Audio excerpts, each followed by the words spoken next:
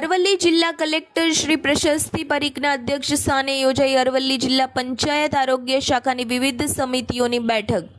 અરવલ્લી જિલ્લા કલેક્ટર શ્રી પ્રશસ્તિ પરીખના અધ્યક્ષ સ્થાને અને જિલ્લા વિકાસ અધિકારી શ્રી દીપેન કેડિયાની ઉપસ્થિતિમાં અરવલ્લી જિલ્લા આરોગ્ય શાખાની વિવિધ સમિતિઓની બેઠક યોજાઈ હતી। અરવલ્લી જિલ્લા સેવા સદન ખાતે જિલ્લા સંચારી રોગ સર્વેક્ષણ અને સંકલન સમિતિ, જિલ્લા ટાસ્ક ફોર્સ ઇમ્યુનાઇઝેશન અને રાષ્ટ્રીય તમાકુ નિયંત્રણ હેઠળ જિલ્લા કક્ષાની તમાકુ નિયંત્રણ સ્ટીયરિંગ સમિતિ બેઠકમાં એજન્ડા મુજબ વિસ્તૃત ચર્ચા કરવામાં આવી હતી। બેઠકમાં જિલ્લામાં થયેલ માતા મરણ અને બાળ મરણના કેસો અંગે વિસ્તૃત ચર્ચા કરવામાં આવી। હીટ વેવ દરમિયાન માતાઓ અને બાળકોને વિશેષ કાળજી રાખવા સમજાવવાની વ્યવસ્થા કરવા અને ચર્ચા કરવામાં આવી। જિલ્લામાં ચાલી રહેલી નમોશ્રી યોજના, પ્રધાનમંત્રી માતૃવંદન યોજના, પ્રધાનમંત્રી જન આરોગ્ય યોજનાને પ્રોત્સાહન આપવા અંગે ચર્ચા કરવામાં આવી। ઉપરાંત જિલ્લામાં કરવામાં આવેલા રસીકરણની કામગીરીની વિગતો રજૂ કરવામાં આવી હતી। રસી મેળવવાના બાકી હોય તેવા બાળકોને રસીકરણ અભિયાન અંતર્ગત આવરી લેવામાં આવશે।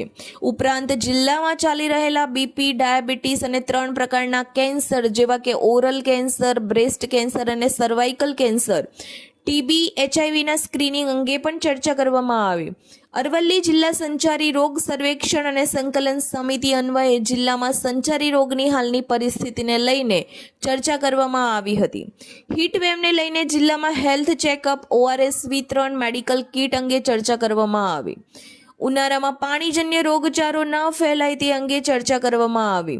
હીટ સ્ટ્રોક અંગે લોકોને યોગ્ય માહિતી પૂરી પાડવા અંગે ચર્ચા કરી। જિલ્લામાં સિકલ સેલ અંગે કરવામાં આવી રહેલી કામગીરી અંગે ચર્ચા કરવામાં આવી। રાષ્ટ્રીય તમાકુ નિયંત્રણ કાર્યક્રમ અંતર્ગત જિલ્લા કક્ષાની ટોબેકો કંટ્રોલ સ્ટીયરિંગ કમિટીની બેઠક યોજાઈ હતી।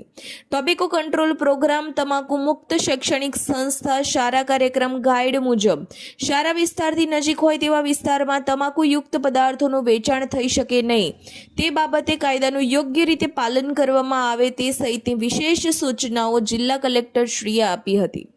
ઉલ્લેખનીય છે કે વર્ષ 2024-25ના આજ સુધી જિલ્લા સ્ક્વોડ, આરોગ્ય, પોલીસ, શિક્ષણ, વાહન વ્યવહાર, ખોરાક અને ઔષધ નિયમન, નગરપાલિકાઓ દ્વારા શાળાઓ, કચેરીઓમાં આકસ્મિક તપાસ કરી ₹10,500નો દંડ ઉઘરાવવામાં આવ્યો છે।